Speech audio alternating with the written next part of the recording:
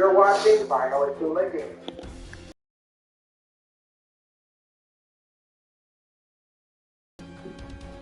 A lot of people tend to overlook the war.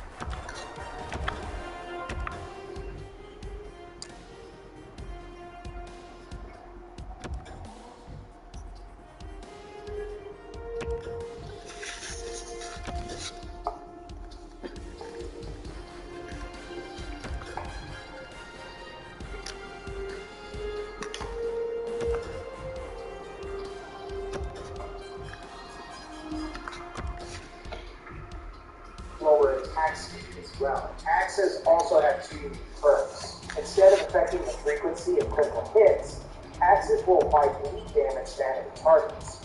For one-handed war axes benefiting from the limb splitter mode. Now in this video, I will be combining both war axes and battle axes into the same list.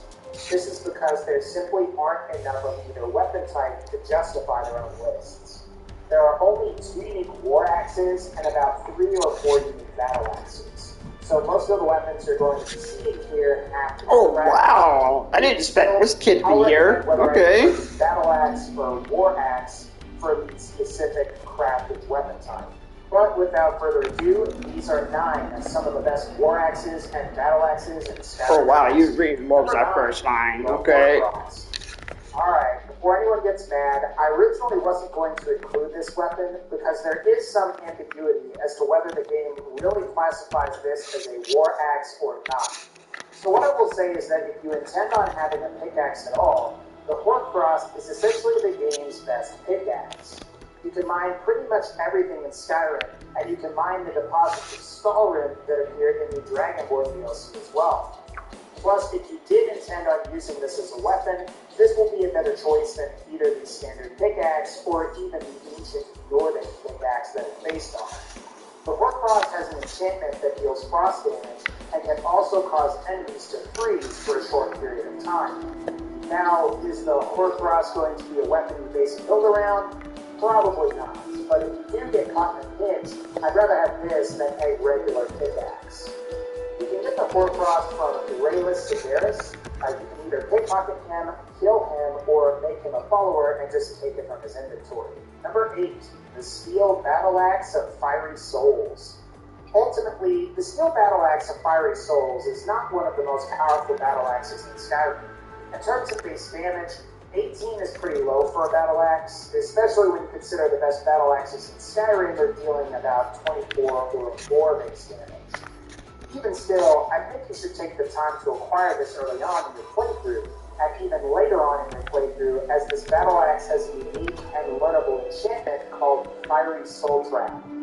What this enchantment does is cast Soul Trap on an enemy while also dealing fire damage to that enemy. It's also cool that the Fiery Soul Trap enchantment will consume less enchantment charges than your standard Soul Trap enchantment. Unfortunately, you can't raise the amount of fire damage dealt while enchanting your own weapons. Even still, less charges consumed is nice, and you can combine this with the fire damage enchantments for additional fire damage. Otherwise, this is a pretty straightforward steel battle axe. For this reason, it might be better if you get this particular weapon early on if you intend to use it for combat. The Steel Battle Axe of Fiery Souls can be acquired in Ironbind Barrow behind the throne where you can fight Warlord Gaffer. Number 7, the Drainblood Battle Axe. So along with the Drainspell Bow and Drainheart Sword, the Drainblood Battle Axe can be obtained during the Staff of Magnus quest at Labyrinthian. Of the 3 spectral weapons, I would say the Drainblood Axe has the most useful enchantment, which is Absorb Health. What's also really nice about this weapon is that the enchantment doesn't consume any charges. The Drainblood Battle Axe is also the lightest battle axe in Skyrim at just 5 encumbrance. This is phenomenal considering an Iron Battle Axe provides 20 encumbrance and has only 16 base damage. So what you're getting here is a nice enchantment, the same damage as an Elven Battle Axe at almost 1/5 the weight of an Elven Battle Axe. Now, unfortunately, the Drainblood Axe can't be upgraded at a Grindstone. However, if you ask me, the Infinite Absorb Health enchantment makes this definitely worth it. Plus, if you're in a pinch and you want to learn the Absorb Health enchantment, you can always disenchant your Drainblood Battle Axe. Again, if you want one of these, you can get one in Labyrinthian, and is the best of the 3 spectral weapons. Number 6, the Dawnguard Rune Axe. The Dawnguard Rune Axe is one of 2 unique war axes available to play in Skyrim, and it initially required to worry about that. When compared to the other war axes that appear on this list in terms of stats, the Dawnguard Rune Axe is actually a little bit weaker. However, it makes up with that a little bit with its unique enchantment. According to the Elder Scrolls Wiki, the Dawnguard Rune Axe's enchantment deals 10 plus N sun damage to the undead. N would equal the number of undead killed since the last sunrise. Now, it could just be me and the mods I'm using in this particular video, but when I used the Dawnguard Rune Axe, it actually showed 0 sun damage at first, and then as I killed undead enemies, it slowly increased with each enemy killed. Ultimately, I think you're going to need to kill at least 100 undead enemies in order to achieve the maximum amount of sun damage. I'd recommend using this weapon in Nordic caves where you will find lots of robber enemies or skeletons or whatever else. Otherwise, the Dawnguard Rune Axe benefits from the steel smithing perk that you can achieve double improvement. This might make it ideal for lower level characters if you're having a hard time killing some undead. If you want it, you will need to complete the Dawnguard side quest called Lost Realm. Number 5, the Nord Hero War Axe and Battle Axe. So Nord Hero weapons are crafted weapons. However, you will need to beat the Companion's questline in order to craft them. And if you intend on making a Nord Hero War Axe, you will need an Ancient Nord War Axe. If you intend on making the Nord Hero Battle Axe, you will need the Ancient Nord Battle Axe. It should also be mentioned that you can only make these weapons at the Skyforge in Whiterun as well. While the requirements to initially craft these weapons are relatively high, you'll find that it's certainly worth the effort. The Nord Hero War Axe has the same base damage as the Elven War Axe, Nordic War Axe, and Skyforge Steel War Axe, while weighing less than all of them. As for the Nord Hero Battle Axe, it has the same base damage as the Skyforge Steel, Elven, owned Ancient Nord, and Nordic battle axes, while also weighing less than all of them. I would say if you use swords or axes, Nord hero weapons are excellent and are the way to go for early level characters. It's annoying that you can't just make these anywhere in the game, but once you do make them, you can upgrade them anywhere. Plus, the lower weight is definitely worth it for your power attacks. Number 4, Oaken. So Oaken is the other of the 2 unique war axes available to the player in Skyrim, and is based off of the Nord Hero War Axe. As I just mentioned, Nord Hero weapons are quite good early on and are actually superior to Skyforge Steel. Just like the normal Nord Hero War Axe, you can benefit from the Steel Smithing perk, which allows for double improvement. As for Oaken's enchantment, it's pretty straightforward, as it's simply a frost damage enchantment, and it will affect the health and stamina of your enemies. You're ultimately going to find that you can get a better enchantment if you were to find a random Nord Hero War Axe and enchant it yourself. But early on in the game, the ability to have a decent enchantment for combat is pretty good. If you would like to get your hands on Oaken, you will need to go to Molenwood and defeat Kevinal the Tongue. For higher level characters, you may just want to obtain a Nord Hero War Axe and enchant it yourself with whatever enchantments you want. Number 3, Daedric. Now, I originally hesitated to include this on the list, because what I would say is that if you're looking for a good War Axe, you really don't want a Daedric War Axe. While the damage it deals is decent and it's quite valuable in Skyrim's game world, the problem is that Daedric War Axe's coverage is just too high. Few wounds. Plus, both the Ebony and Scarlet War Axes deal the same base damage and way less. If you're looking for a great battle axe, however, the Daedric battle axe will be your second best bet in terms of base damage, exceeding both the Ebony and Scarlet battle axes. Really, the only problems I foresee you having with the Daedric Battle Axe are its relatively high upgrade costs. You'll need the Daedric Smithy perk, and you will need ebony ingots, which are quite expensive. While you can mine ebony ore at Gloombound Mine at Fort Stronghold near Windhelm, it's still a fairly expensive resource. That said, if you plan on enchanting your battle axe, or if you just want one of the best battle axes in Skyrim, the Daedric Battle Axe is going to be a really good choice. Number 2, Dragonbone. Now, there shouldn't be too much of a surprise with this choice. Dragonbone got added with Skyrim's Dawnguard add-on, and while these weapons are typically quite heavy, they also provide the best base damage of all of the weapons in the game. It's fair to say that you won't get any weapons with higher base damage than both the Dragonbone War Axe as well as the Dragonbone Battle Axe. The problem with these weapons, especially in the case of the Dragonbone War Axe, is their weight. While the Battle Axe is one of the Oh, Perfetti, there you go, buddy. The Dragonbone War Axe's weight is ridiculous. While you get to deal 16 base damage, the axe itself provides 21 encumbrance. That's almost as much weight as the entire battle axe itself at 30 encumbrance. I would say if you plan on using Dragonbone, you are much better off with the two-handed battle axe as opposed to the one-handed war axe.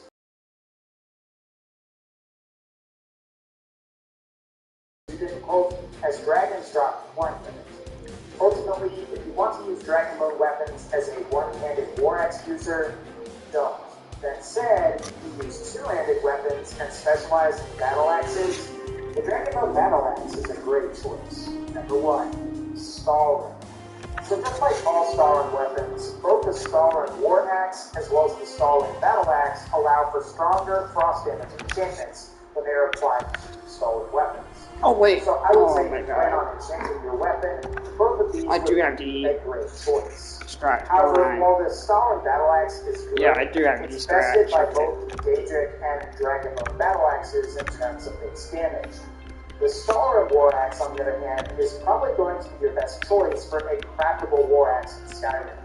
This is because the Stalin War Axe deals the same amount of damage as the Daedric and Ebony War Axes and weighs less than both. And while the Stalin War Axe is surpassed by the Dragonbone War Axe in terms of damage, the Dragonbone Axe is extremely heavy at 21 encumbrance. For the sake of reference, the Stalin War Axe is just 16 encumbrance with only 1 point less base damage. The only real issue with Stalin is that you need the Dragonborn list. But if you have Skyrim Remastered, that's not going to be a problem. Ultimately, this is your best choice for a craftable War Axe. The Stalin is a good choice for battle axes as well. Alright guys, that's going to pretty much wrap up this particular video. If you like this video, please be sure to leave a like. You're watching Final Gaming. A weapon type that is overlooked in Skyrim are daggers. These weapons typically have shorter range than most other one-handed melee weapons, in addition to having inferior damage. You'll also find that daggers aren't countered by the game as swords, and thus don't benefit from specific sword-related weapon perks like Bladesman. There's also the issue that the fortified one-handed enchantment for armor doesn't make daggers stronger, while other one-handed weapons like swords, axes, and maces are affected by this perk. So I think I can understand to a certain extent why some players dismiss daggers at first glance. Now, while daggers aren't perfect, they do have the fastest attack speed of all one-handed weapons, and this can make daggers perfect for dual-wielding and for dual-wielding power attacks. Some weapon enchantments also seem to favor having higher attack speeds, and enchantments like Absorb Health and Absorb Stamina being some great examples. It should also be mentioned that while daggers don't have a specific weapon perk associated with them, daggers do have a sneak perk that is associated with them called Assassin's Guild, which can greatly improve sneak attack damage. Now, today I'm going to be going over what I think are some of the best daggers in Skyrim, given that all daggers tend to have the same attack speed and range or reach. The most important attributes you're looking for in a dagger are its weight and base damage. And ideally, you're going to want the best combination of base damage and the lowest weight possible. So without further ado, these are my picks for the top 8 best daggers in Skyrim Remastered. Number 8, Bloodthorn. So the Bloodthorn dagger is a fairly obscure dagger with a weird enchantment that can't be disenchanted. Otherwise, it's essentially a sealed dagger with the same base damage and weight. Now, upon reading the description of the enchantment, you'll find that this dagger has Soul Trap, and at first glance, there isn't anything particularly special about this, and you may find enchanting any other dagger with a fiery Soul Trap enchantment would be better. However, when you start to use the weapon, you'll also find that it has a hidden absorb health enchantment too, and this can make it a decent dagger for relatively low-level characters, and maybe even higher-level characters if you wanted something that had absorb health and you don't have access to a lot of enchanting or smithing skills. Just like your standard steel dagger, Bloodthorn benefits from double improvement via the steel smithing perk. Now, you will also need the arcane blacksmith perk, and you may find that you'll have a better dagger by the time you upgrade the Bloodthorn dagger. And that's definitely the case if you're looking for a dagger that has high damage to start with. This is a good dagger that you can get in a location called Hag's End, and you can get there by entering a place called the Deepwood Redoubt that is west of Solitude. Number 7, the Blade of Woe. While I won't dispute that this isn't a good dagger, I've still got some mixed opinions on this weapon. Just to reiterate, and by no means is the Blade of Woe bad. It's just that I find it lacking in some key areas. The Blade of Woe has the same base damage as the Dragon Bow dagger, which is really good. However, it is also the heaviest dagger in the game at 7 encumbrance. Another problem that I have with the Blade of Woe is its enchantment. While Absorb Health is a good enchantment, you'll find that you can easily match and even surpass this enchantment's power once your enchanting skills are high enough. Furthermore, if you have access to some of the higher-end craftable weapons in the game, you can simply enchant one of those with a more powerful Absorb Health enchantment. You could even possibly combine Absorb Health with Improved Stamina or some other weapon enchantments to make it completely superior to the Blade of Woe. All that said, one thing that is amazing about the Blade of Woe is that while it requires the Steel Smithing perk and also the Arcane Blacksmith perk, you don't actually need any materials to upgrade it. And this is nice as you can casually upgrade the weapon on the go as your smithing skills improve. Now, obviously, the ability to improve without materials is a bug. However, it's a very cool bug that benefits the player. Now, if you want the Blade of Woe, you can get this during the Dark Brotherhood questline. Keep an eye out for Astrid. Number 6, the Daedric Dagger. Assuming you didn't have any DLC for Skyrim, I think I would recommend the Daedric Dagger as one of your best choices for a dagger, especially if you wanted very high base damage per strike and you wanted something to enchant.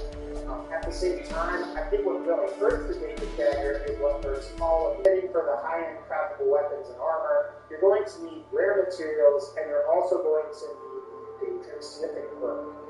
This does allow for double improvement, and I think you're going to find that if you plan on sneaking around with this dagger and stabbing enemies in the back, that you'll be doing pretty well with this dagger, thanks to its inherently high base damage.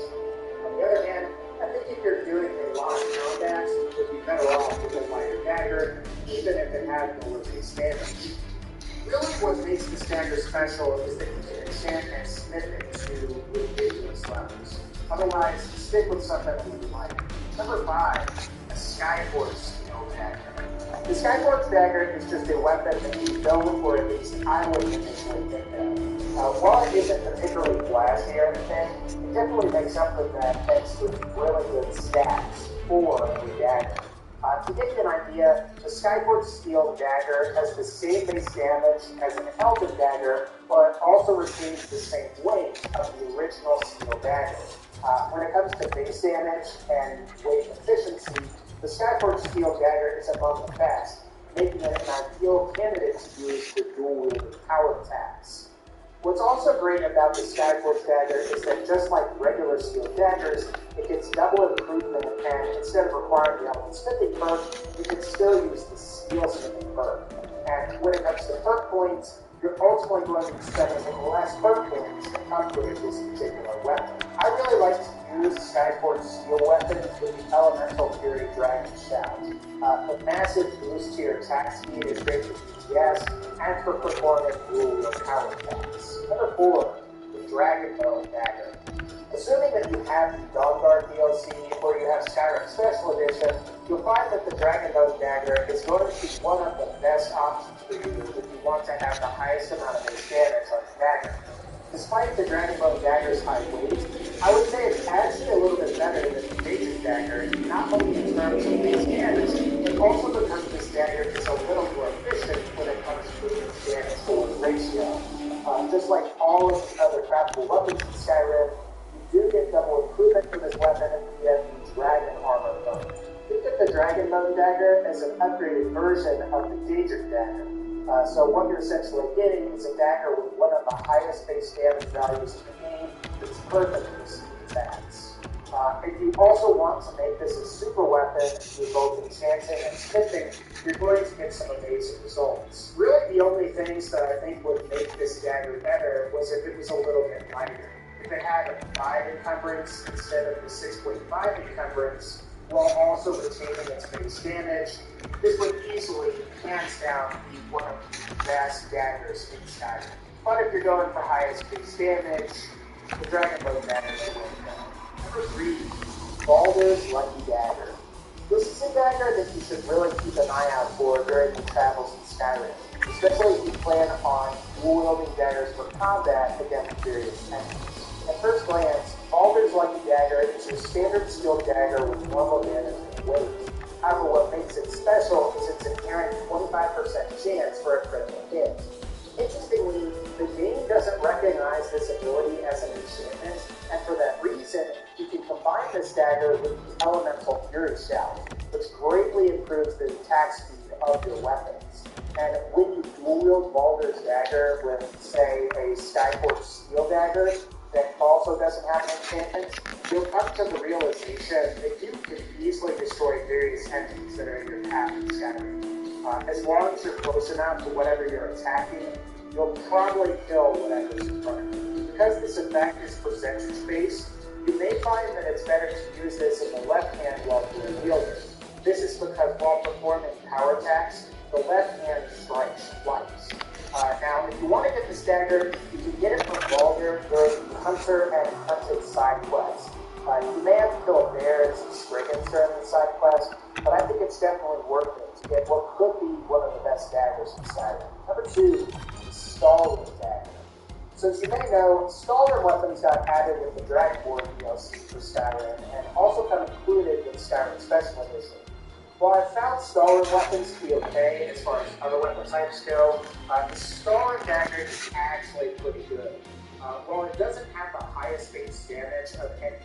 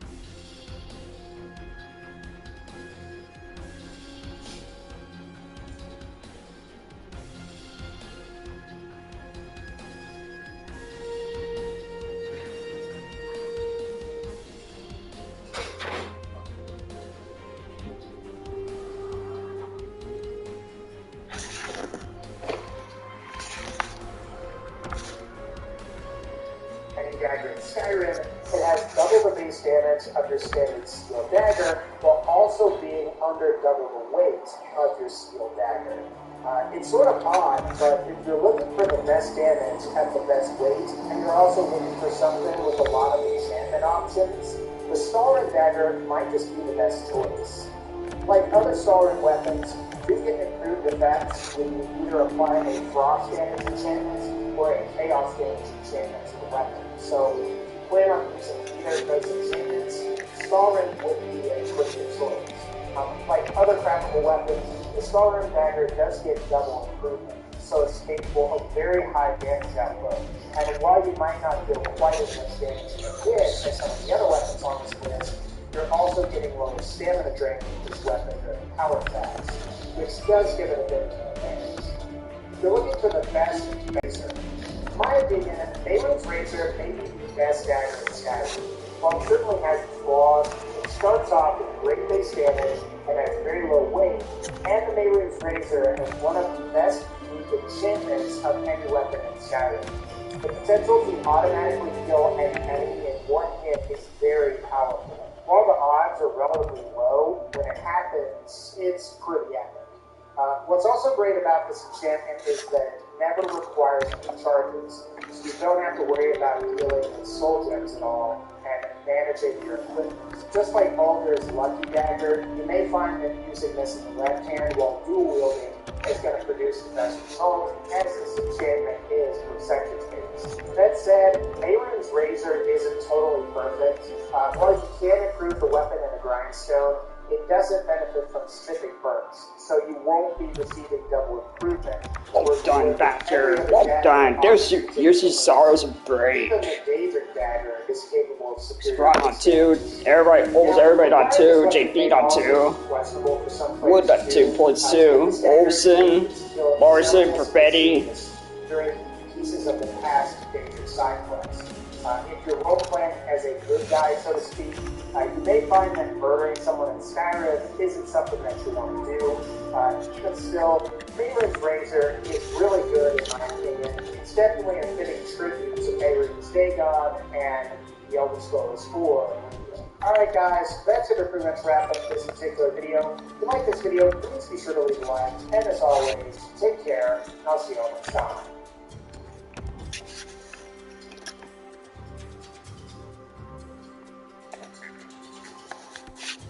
You're watching Final Puma Gaming. Something we don't really see in a lot of games these days is the ability to PK Super JP.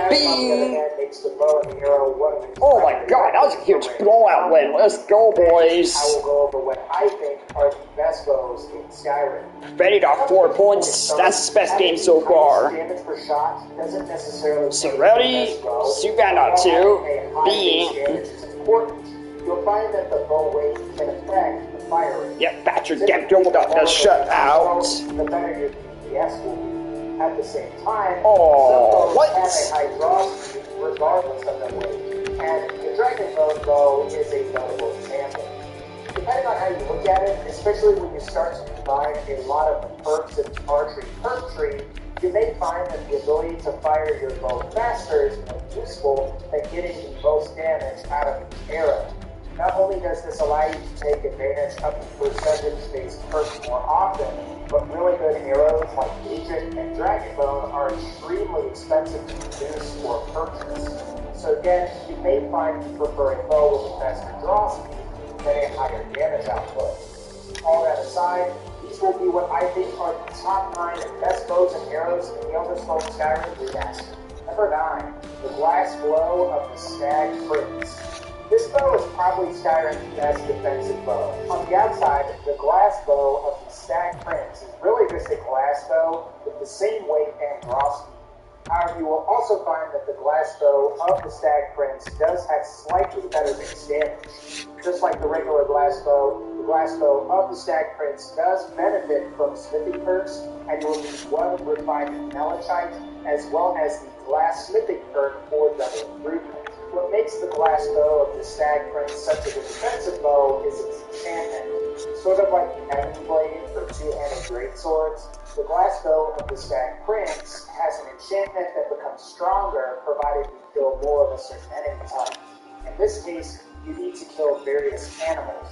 Initially, you'll receive 5 additional points to your health and stamina, and for every 20 animals killed, you'll receive an additional 5 points to health and stamina. These bonuses max out after 100 animals are killed, so you should get 25 points to both health and stamina once you've maxed out the enchantment. This would be a good bow for both low-level characters or for just standard use. Number 8, Ferniel's End. So Ferniel's End is a unique version of the Elven bow. When it comes to stats, you're going to find that the Ferniel's End has the exact same base damage and weight as a regular Elven bow. You'll even find that the Ferniel's End benefits from the same smithing perk as the Elven bow. To upgrade this bow, you'll need 1 refined greenstone and an Elven smithing perk in order to achieve double improvement. Now, what is special about Ferniel's End is that it possesses an enchantment that deals 20 points of frost damage to health and stamina. So this enchantment would actually be pretty decent up against warrior-type enemies, though you may have some problems up against warrior dwarves or warrior vampires. Both of these races are very resistant to frost-type damage. Ultimately, if you ask me, this bow is going to be really good for early to mid-game. However, once your smithing perk gets high enough, you may be better off enchanting a craftable glass bow. That said, Ferniel's End is free if you play through the Dark Crimson quests. Ultimately, I'll leave it up to you, but I think you could probably do a lot worse than Ferniel's End. Number 7, the Nightingale Bow. Just like the Nightingale Sword, the Nightingale Bow is a leveled weapon. Unlike the Nightingale Sword, the Nightingale Bow doesn't have a bug where it disappears when you upgrade it at a grindstone. The sad thing, though, is that just like the Nightingale Sword, this weapon doesn't benefit from any smithing perks, hence no double improvement. And depending on what level you are, the Nightingale Bow will either have improved damage, and the enchantment will either be stronger or weaker. One problem I have with this particular bow is the slow draw speed. While this isn't noticeable with minimal investment in the archery perk tree, it is definitely much more noticeable with heavy investment in the archery tree. The draw speed on Ferniel's End and even the Stag Prince bow is higher than the Nightingale bows. Plus, both Ferniel's End and the Stag Prince bow benefit from double improvement from smithing perks. And while the enchantment on the Nightingale bow is good, you may still get fairly low DPS with this weapon, which is a shame because it is one of the better looking bows in Skyrim. Ultimately, I guess it depends on whether you want to wait until level 46 to get this thing or not. Personally, I think you may be better off with something else. Number 6, the Daedric Bow. So assuming you didn't have any DLC for Skyrim, or you didn't own Skyrim Remastered or Skyrim Special Edition, the Daedric Bow has the highest base damage of any bow in the game. Ultimately, Daedric was surpassed by Dragonbone when the Dawnguard DLC originally came out, and like many of the other craftable bows in Skyrim, the Daedric Bow also gets double improvement through smithing perks. More specifically, you get double improvement from the Daedric smithing perk. Also, like the other craftable bows, the Daedric Bow can be enchanted at an arcane enchanter. 2 effects can be applied with the extra effect perk from enchanting, and this may put it up above some of the other bows in the game. Despite having the second highest base damage of any bow in Skyrim, the Daedric Bow has one of the slowest draw speeds out of all the bows in the game. The Nightingale Bow also has a very slow draw speed as well, which limits its viability as a high DPS weapon. And for this reason, you may find the Daedric Bow is better suited to sneak attacks. While Daedric weapons are typically pretty good, I would say the Daedric Bow is mostly just okay. Ooh, that got the shutout in Chicago. That not only has superior base damage, but also has higher draw speed. Number 5, the Galder Black Bow. So the Galder Black Bow is a pretty good leveled bow, sort of like the Nightingale Bow is. Assuming you obtain this above level 36, you should be getting the highest base damage as well as the best enchantment for the best version. Overall, the Galder Black Bow has above average base damage and draw speed. In fact, you'll find that the Galder Black Bow has a higher draw speed. 2 shutouts in a row. Who is it net this game? Like most of the other bows on this list, Demko, wow, you got 2 shutouts back to back. More than smithing perk and steel unit. While the Golden Blackboat's enchantment seems lame at first, especially since most archers aren't probably going to be using magicka extensively, you'll find that the Golden Blackbow is perfect up against mages and other heavy magic users. The ability to drain their magicka will make them much easier to kill, and they'll have to resort to melee in addition to being in a weakened state from low health. Really, the Golden Blackbow is going to be your mage killer for archer users. While there are other weapons out there You stubborn bastard. that also absorb magicka, you're going to want the Golden Blackbow for its higher than average draw speed. To help start our big days, we fill up with mini-wheats. 4. Call for Betty Drew. That's what I want to see from him. This time I trade also at the trade deadline. I know a team will love to have this guy on their squad. I know they would.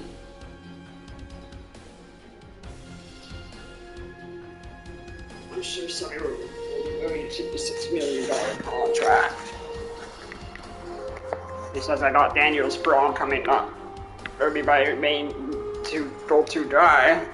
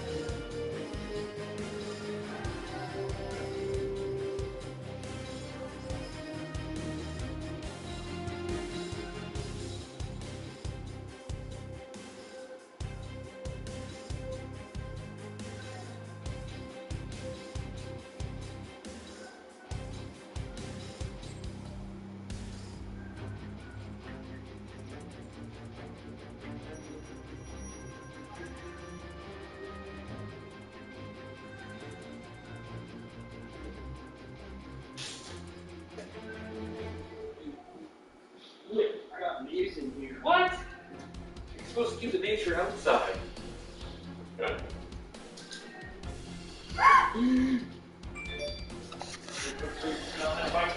Yeah. Get on that bike.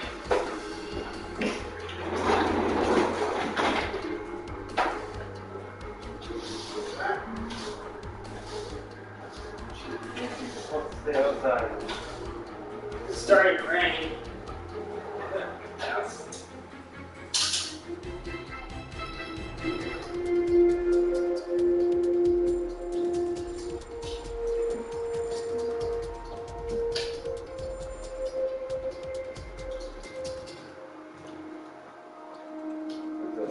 The button.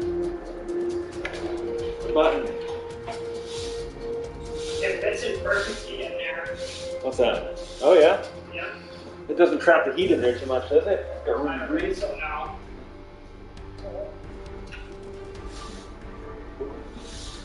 Yeah, it came last Sunday. Yeah? Yeah.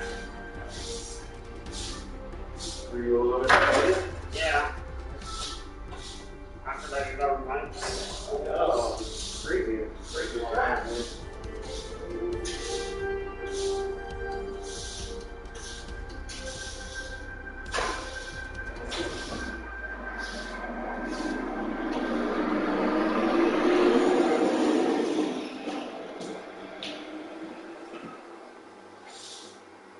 I paid for it too. Pay for it? Yep. For what? Huh? You pay for it? That's just done.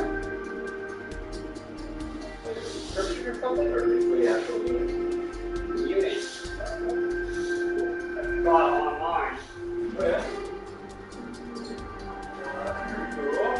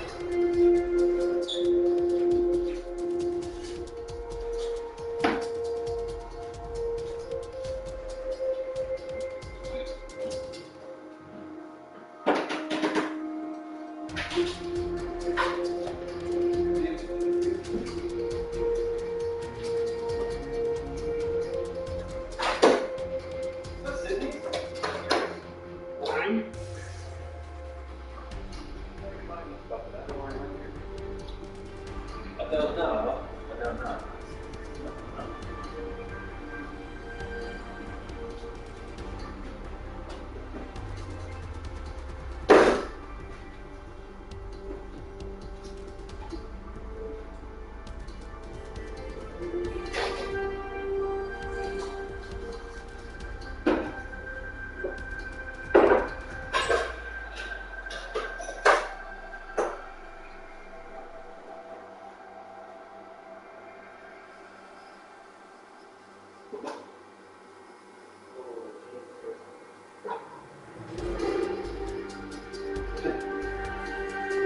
You got mold growing on your mat. It's time to wash it.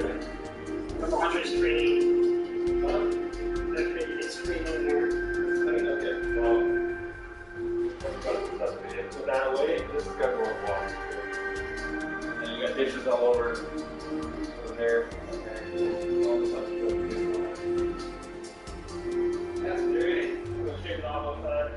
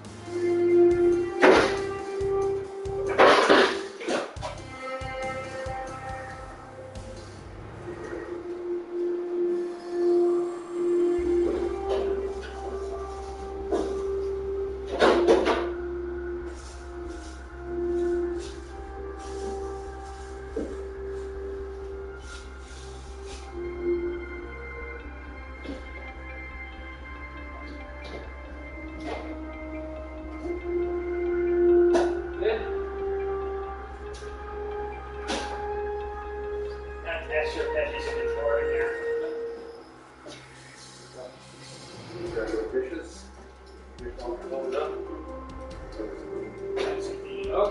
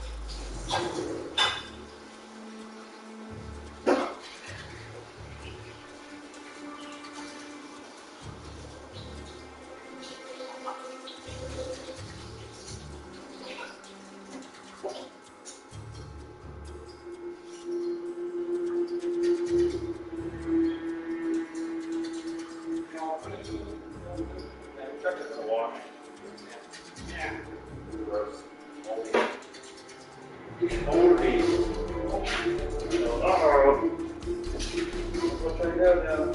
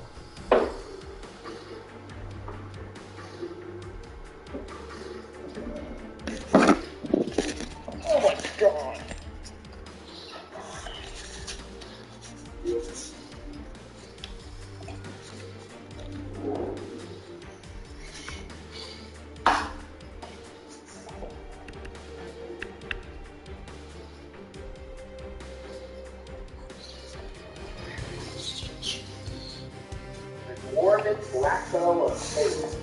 The Dwarven Black Bow is another DLC weapon that got added with the Dragonborn add-on. While you will find that both the draw speed and base damage are fairly average, the Black Bow's enchantment is what makes it pretty great.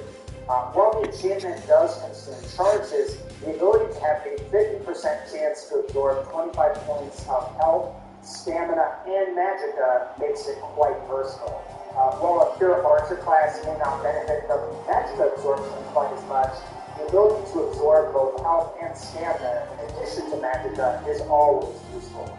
And like other dwarven weapons, the Dwarven Black Bow benefits from the Dwarven Smithing perk, which also allows for double improvement. Now, assuming you can fire this fast enough, you'll not only benefit from this bow's enchantment, but if you have the entire archery tree maxed out, you may also be able to even paralyze certain enemies with the bullseye perk. This means you can peacefully paralyze and extract health, stamina, and magicka from enemies, and if you ask me, that is total overkill. Ultimately, the Dwarven Black Bow is a great bow, and it looks pretty cool too. Number 3, the Dragonbone Bow. Despite the Dragonbone Bow's ridiculously high weight, it actually has a pretty good draw speed for a bow. Not to mention that the Dragonbone Bow has the highest base damage of any of the bows in Skyrim. You'll ultimately find that this bow is great for both DPS as well as attacks, and while you may find that some bows are capable of better DPS than the Dragonbone Bow, I would say the Dragonbone Bow is meant for multi-purpose use. The best part is that this weapon benefits from the Dragon Armor perk, which allows for double improvement, and like the Daedric Bow, you can also enchant this weapon with 2 different enchantments, provided that you have the extra effect perk. It's interesting to note that despite the Dragonbone Bow's very high weight, it actually has a fairly confident draw speed. Oddly, the Dragonbone Bow has a faster draw speed than the Glass Bow, Ebony Bow, and the Stalwart Bow. And the funny part about this is that you're getting better damage with the Dragonbone Bow than you are with all of those other bows.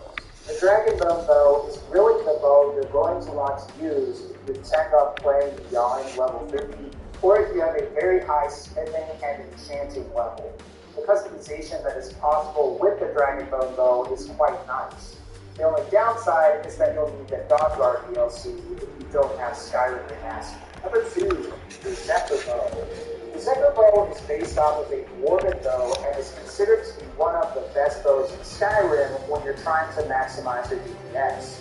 Along with Ariel's bow, the Zephyr Bow has one of the highest draw speeds of any of the bows in the game as well. This is interesting to mention since the Zephyr Bow doesn't have anywhere near the highest base damage of any of the bows in Skyrim. What you will find though is that the Zephyr Bow has superior base damage to the Dwarven Bow, which is the regular Dwarven Bow, and also benefits from the same smithing perks as that weapon. So if you plan on making a sneak attack ranged character, these playstyles typically lend themselves to using light armor as opposed to heavy armor. And if you focus on light armor, there's a chance you're not focusing on putting perk points into smithing perks that improve heavy armors and heavy armor related weapons, which dwarven weapons fall into dwarven smithing, so that's a heavy armor category. At the same time, you could argue this isn't really that big of a deal because it's just dwarven smithing. As long as you have steel smithing and a smithing perk of 30, I mean, you could get dwarven smithing. It's pretty easy. Ultimately, the Zephyr Bow is really good, and I recommend it. And finally, number 1, Ariel's Bow. So Ariel's Bow, along with the Zephyr Bow, are among the fastest draw speed bows in Skyrim. Interestingly, Ariel's Bow has a higher base damage than the Zephyr Bow, and you also get a good enchantment in addition to the high draw speed. Cole for Freddy is first National Hockey hat trick. Cut damage to enemies. John Hamilton also BC. As the very same enchantment allows you to deal triple damage to the undead.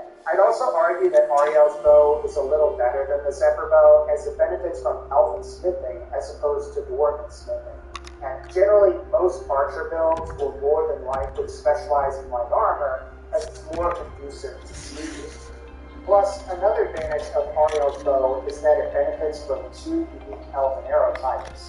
Those are the sun aloe arrows, which can be fired at the sun and cause like this harmful sunlight to fall down and hurt enemies. And there's also the blood curse arrows, which are useful for extended nighttime. And you can find that this will be really useful if you're playing as a vampire. Ultimately, Ariel's bow is really good. If you play through Dawn Guard, you're gonna get it. Alright guys, so that's gonna pretty much wrap up this particular video. If you like this video, please be sure to leave a like. And as always, take care, and I'll see you all next time.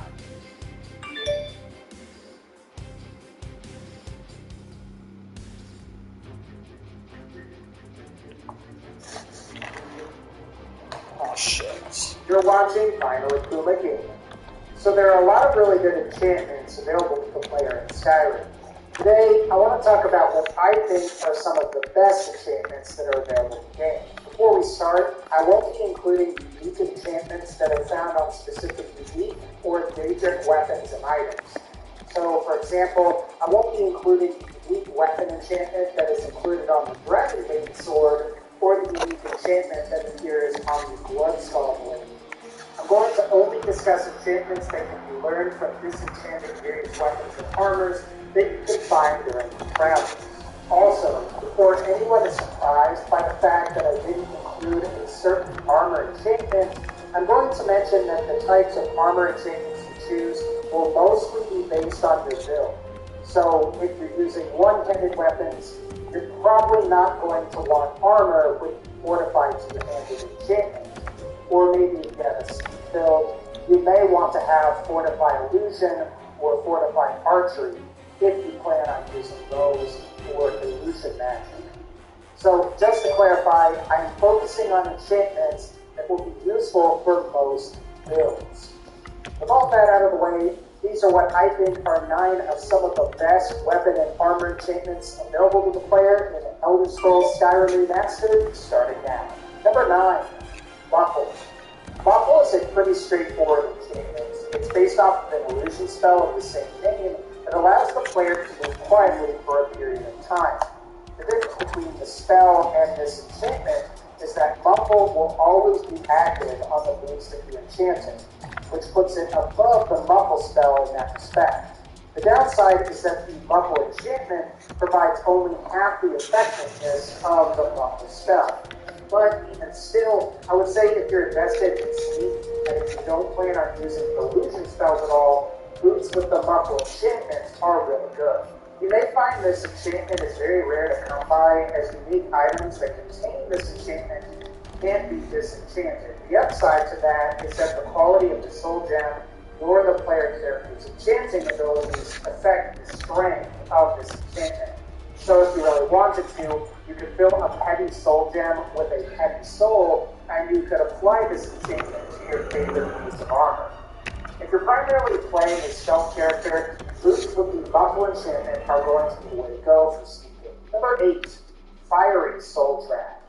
Now, Fiery Soul Trap is actually a rare weapon enchantment that appears on a weapon located in Ironbind Barrow. This version of Soul Trap combines the effects of Soul Trap with fire damage enchantment from the Instruction School. Just like the regular Soul Trap enchantment, Fiery Soul Trap also falls under the Conjuration School of Magic and benefits from the Fortified Conjuration Armor enchantment. As you might guess, this works like regular Soul Trap, however it also deals fire damage to an enemy as well. It's sort of weird and cool at the same time. The best part is that Fiery Soul Trap not only adds the additional fire damage, but it also allows for more charges than regular Soul Trap as well. And really for this reason, Fiery Soul Trap makes regular Soul Trap totally obsolete and redundant for enchanting. Otherwise, it's interesting that the fire damage portion isn't affected by the fire enchanter perk from the enchanting tree. However, the augmented flames perk from the destruction perk tree can improve the fire damage that is a part of this enchantment. It's kind of weird that fire enchanter doesn't work while augmented flames does.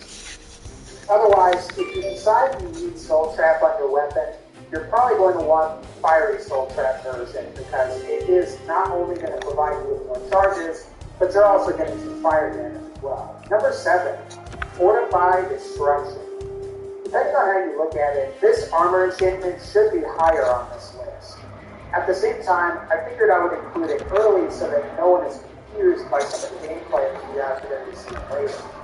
In my view, Fortify Destruction is one of the best fortified magic armor enchantments in Skyrim. However, there is some good and bad news, so we'll go ahead and we'll start with the bad news first. Now, unlike Fortify Destruction potions, this enchantment doesn't increase the strength of your spells, and instead reduces the magicka cost of them.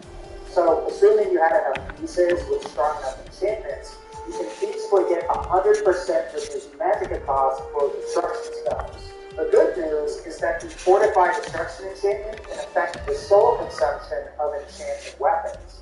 And if you have 100% reduced cost, most weapon enchantments will not consume any charge.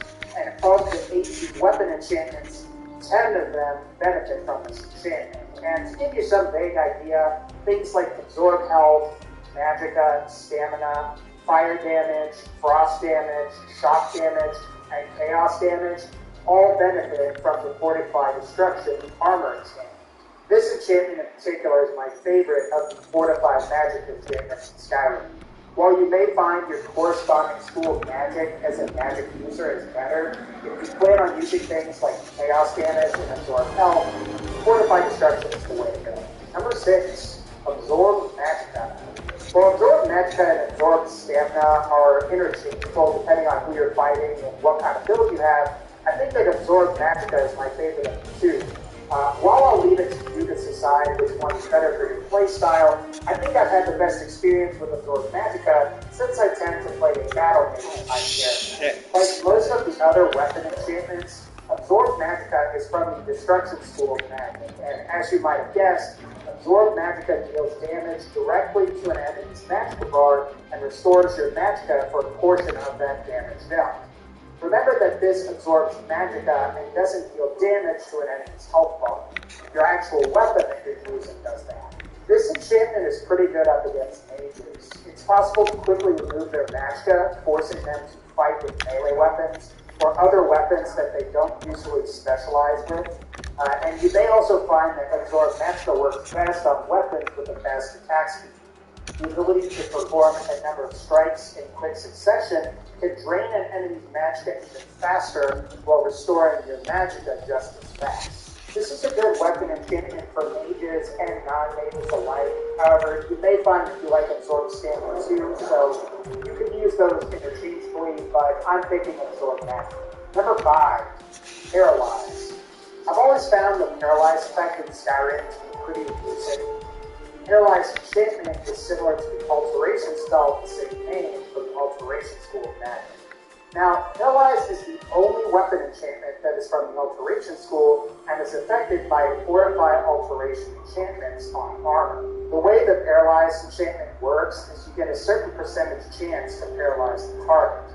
Assuming the target is paralyzed, they will immediately freeze up and they won't be able to move or attack you until this effect wears off. This enchantment is actually pretty useful up against most enemies in the game. The ability to totally cancel their ability to fight back can be extremely useful in tough fights. While some enemies can't be paralyzed, most enemies in the game can be. So I don't think you'll have any problems most of the time. There's not a whole lot else to say about this particular enchantment, but if you like the Paralyze effect, you're going to like this enchantment.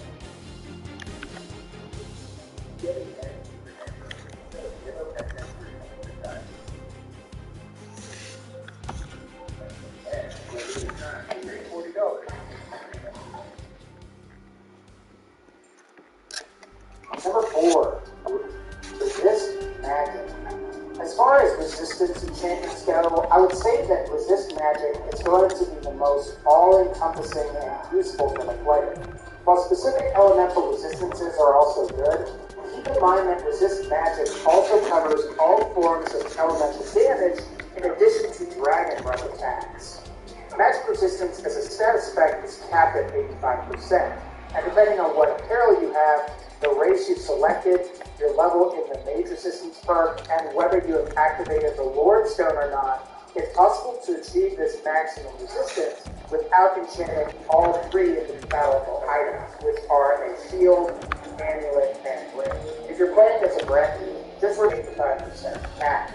Now, you may find this to be more difficult on other races, but I wouldn't say it's entirely impossible or anything. Now, assuming you have the highest physical damage resistance, as well as the maxed out magic resistance, you're going to be pretty difficult to kill, especially if you have weapons with light steel. Speaking of light steel, number 3, absorb health. If you ask me, it's pretty hard to find any fault with the absorb health enchantment. Like many of the other weapon enchantments, absorb health is from the construction school. If you couldn't tell by the name, this enchantment deals extra damage to the enemy while also healing the player for a portion of the damage dealt. So if your sword deals 40 base damage, and the absorb health enchantment deals an additional 10 to 15 damage, you should deal 50 to 55 damage while restoring 10 to 15 of your health points. As I mentioned earlier with Absorb Magicka, you may find that this ability works best on weapons with high attack speeds. This way you can get in multiple strikes, allowing this effect to stack and not only quickly deal damage, but also quickly heal your character. Now, while this isn't necessarily combat related, the Absorb Health enchantment can greatly increase the value of the weapon that's enchanted with it. The most valuable enchantment for weapons is Vanish, but I ultimately think that you'll find the Absorb Health enchantment is much more useful to you. Once you combine this with the Fortified Destruction enchantments on armor, it's possible to create something on par with, if not better, than the Ebony Blades enchantment. Number 2, Chaos Damage. While the Fire, Frost, and Shock damage enchantments are good, I think we can all probably agree that while it may not be quite as reliable, the Chaos damage enchantment is stronger. In case you didn't know, the Chaos damage enchantment has a 50% chance of each element of Fire, Frost, and Shock damage to deal damage. Because of that, every time you swing your weapon or shoot your bow or whatever you use, you have 8 different outcomes as to what kind of damage you deal. So one time you might deal Fire and Shock, while the next time you might deal all 3, and so on. The Chaos damage enchantment, like other elemental magic enchantments, does benefit from the augmented Flames, Frost, and Shock perks from the Destruction tree. This allows you to increase the strength of the effects beyond the initial enchantment that you were able to create. Also, like other elemental magic enchantments, Chaos damage benefits from the Fire, Frost, and Storm enchanter perks from the enchanted tree as well. If you're considering using this enchantment, you may want to use a stalwart weapon, as the Chaos damage enchantment becomes 25% stronger when placed on weapons that are crafted from stalwart. I'd say if you plan on dealing elemental damage of any sort, and you don't mind the occasional randomness, the Chaos damage enchantment is for you. And the final enchantment to rule them all, number 1, Fortify Alchemy and Fortify Smithing. Now I know these are 2 different enchantments, but they largely do similar things, and I think that they are at their best when combined together. Fortify Alchemy increases the strength of the potions you create, while Fortify Smithing improves the strength of your weapons and armor by a certain percentage. If you plan on creating super overpowered armor and weapons in Skyrim, you're going to need both of these enchantments either on the same or different pieces of armor. The idea is to get your enchanting and alchemy skills to 100, along with acquiring Benefactor, Alchemist, Enchanter, Insightful Enchanter, and the extra effect perks, and have those perks maxed out. Then you craft a set of Fortify Alchemy / Smithing armor that consists of both enchantments on the amulet, ring, and bracers, and then you can put the Fortify Alchemy enchantment on the helmet, and then you can put the Fortify Smithing enchantment on the chest. With this suit equipped, you can then craft a Fortify Enchanting Potion, drink it, and perform this process again for slightly improved enchantments and higher quality improvements on your armors, as well as making better potions too. And then from there, you can even do this again for even better enchantments if you decide to do so. Once you have the ultimate crafting armor equipped, all you have to do is drink a Fortify Enchanting Potion before you enchant, and a Fortify Smithing Potion before you improve weapons and armor. You'll find that this will ultimately yield very powerful results. Really, both of these enchantments make all of the others possible, and I think that's why both are really the best. Alright guys, that's going to pretty much wrap up this particular video. If you like this video, please be sure to leave a like, and as always, take care.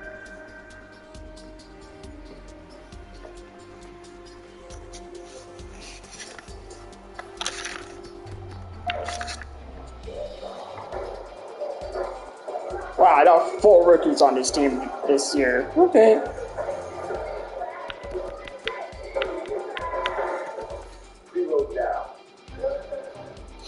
Oh my god, they're both leading away. Right now, let's go, boys. Well, that is definitely going to be winning that Calder at 24 years old.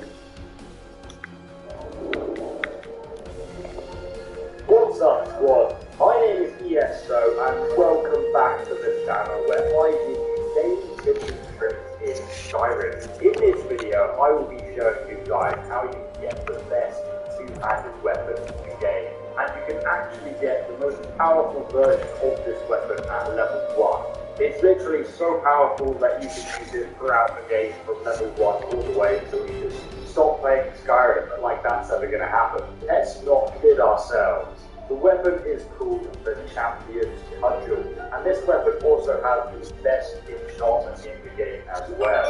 And you can actually disenchant it and learn this enchantment for yourself and apply it to any other weapon of your choice, which I'll talk about in a moment. So first, let me give you a quick summary of the Champion's Cudgel, because this weapon has the potential to be absolutely devastating. It has a base damage of 24, which is the same as a glass warhammer, so slightly less than a basic weapon. And you may have noticed that the Champion's Cudgel does have a completely unique appearance to it. But what makes this weapon truly amazing is its enchantment. Basically, the weapon has a 50% chance for each element, so fire, frost, and shock, to do 25 points of damage to the target. This type of enchantment is also commonly known as chaos damage. Complete and utter chaos. So let's assume for a moment that your character is level 1 and it doesn't have any perks in the two-handed skill tree.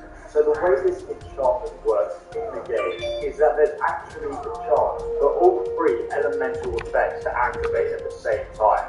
So there's a 50% chance for frost, for fire, and for shock all to happen at the same time. And 50% means that this should happen every other hit on average. And when this does happen, guys, you do a total of 75 elemental damage. And then if you add on the base damage of the weapon, that's a total of 99 damage.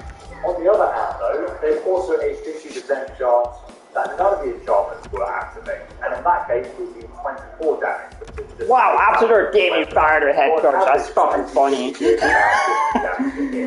Another important point to mention, though, is that because this weapon has elemental enchantments on it, you'll actually also do 25 points of damage to your enemy's stamina and magic, and you can also set them on fire, making you do even more damage.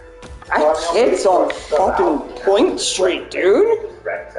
He really wants that Calder. Damn. I mean, I'm not complaining or anything. Jeez. Yeah, he has 56 points in 51 games. That is just stupid right now. So what this means is that in theory, you can come and get it at level 1, and it will be just as powerful as if you got it at level 100. So to actually get this weapon, guys, you must first start the Dragonborn main quest line, which will unlock a new area of the map called Soulfire. And if you don't know how to do this, please just check out my very simple to follow guide, linked down below in the description, and that will show you how to start the Dragonborn quest line. So you'll arrive on a boat into the city of Raven Rock, which is located here on the map. And then from Raven Rock, we're literally going to go southeast, just outside the city, to the old Appian farm, because this is where we can start the quest, Heart of the Dead, which we need to do in order to acquire this weapon. And it's a pretty good quest, let's get started. So as we approach the farm, guys, you can already see what looks like a fight breaking out next to the farm, leading a dark elf, very dark of Raven Rock. So we better help this guy out here before he gets wrecked.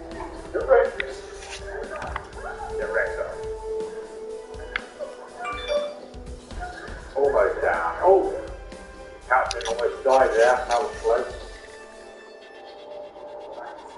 I won't work any longer while I'm alive. Said the same time. What were those things? For the veteran guard, before the passport. I don't care what they call.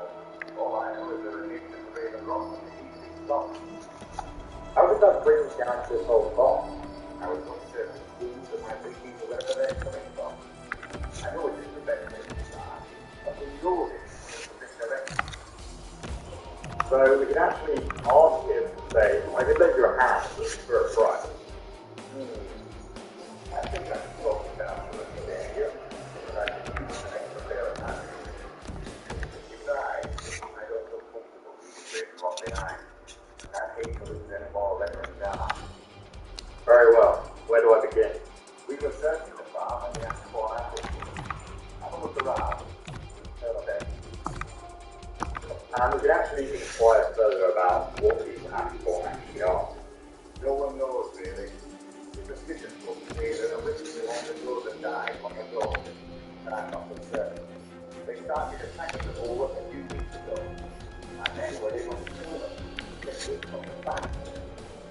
How often do they attack? We've had two other assaults on the city. They took from the wall. Close down the city.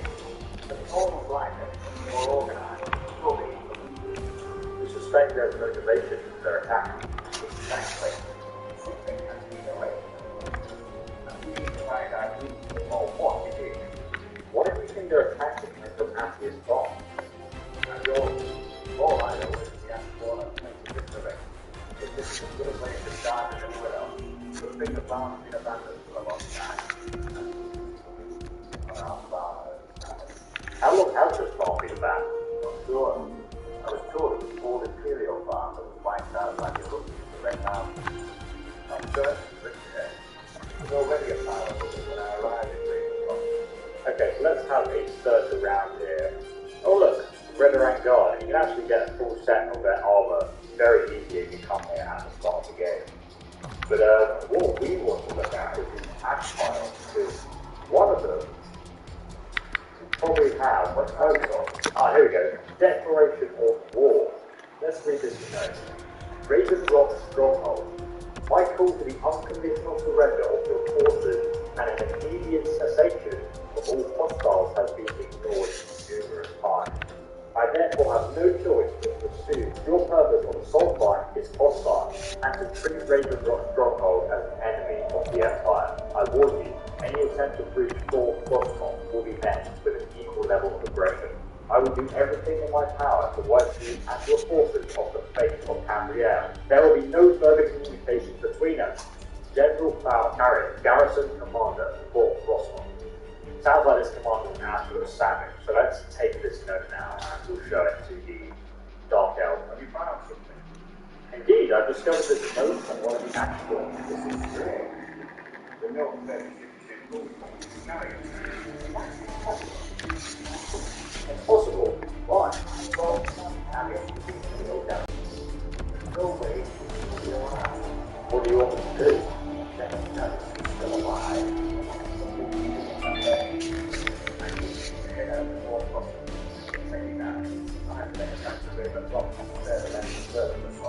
Oh, okay, I'll go there on my own then, no problem. Yeah.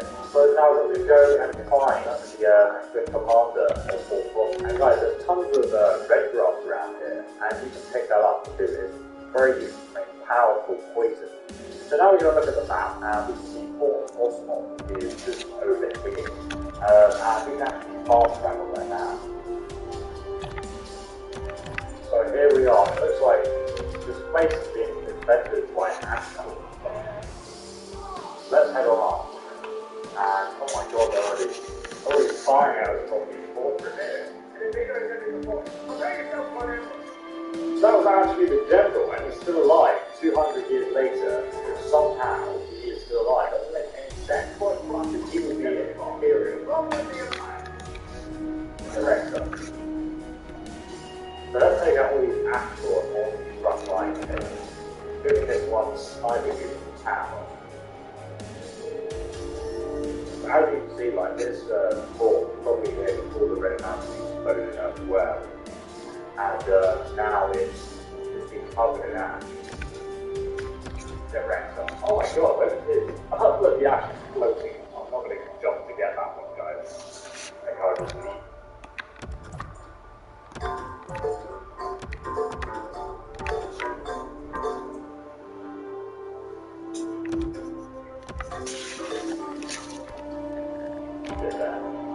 I know someone's going to ask me, in the video, asking me where to find this armor.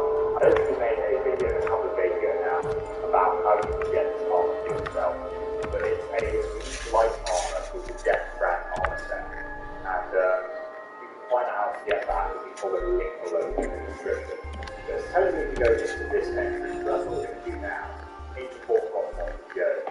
Fully emptied, and there's just this ash storm coming out of the ash here. Oh, creepy nice there. On absolute tree. Where you going, bro? Where you going? Okay, go that way as you wish. Wow. All these lighting effects. Now, wreck this guy here. And actually, guys, before we go that way, I'm going to go down here because there is a chest in this ash here that you guys can lock in. I'm not going to do that right now, but it's there if you want it. Then if you can't right into this hole, you'll also find some food stuff. And then if we go up here, we can actually get access to the roof, and there's another chest up there. So I'm going to quickly show you where that is. And guys, if you haven't already, please make sure you smash that subscribe button, because I've got tons more Skyrim guides coming out very soon. In fact, every day on the channel, and you will not want to miss them. So here's the chest I was talking about. I'll quickly show you where it was, guys. 34 gold, totally worth it. Right, let's go back downstairs. Yeah, and this time we're going to continue very positive, and hopefully I'll be able to catch up on the followers. Probably show you about the whole dungeon portion. Oh, here they are. We've got an army of right-click calling apparently. If you guys want to right-click follow for yourself, I'll leave my guide in the description on how you can get that. They're pretty awesome. They're one of the most powerful pet followers in the game. You can have them as well for a human companion. Sometimes, if you have them as a follower, randomly other right-click will just appear and might help you out. Right now, this door has a master box, and I'll show you how to unlock that in a second. First, we're going to go through this secret little cobweb door here. There are quite a few spiders. They jump at you and then they like explode. Make sure you kill the albino spiders, and you take their albino spider pods. You can actually craft your own spiders, but you need to have white albino spiders in order to craft them. And they're like kind of a very rare little unique thing you can do, and I'll leave another guide in the description on how you can do that. There's also lots of good videos down here to find what you want to do that right now. And of course there's a box there to hold it. I'm going to find out a little bit more about that as we proceed through this dungeon. So I just wanted to show you that little area down there, guys. And now we're going to go straight on and then go left through this door. And this is kind of like a bit like a cemetery. Really complex about. Oh Jesus, hi there.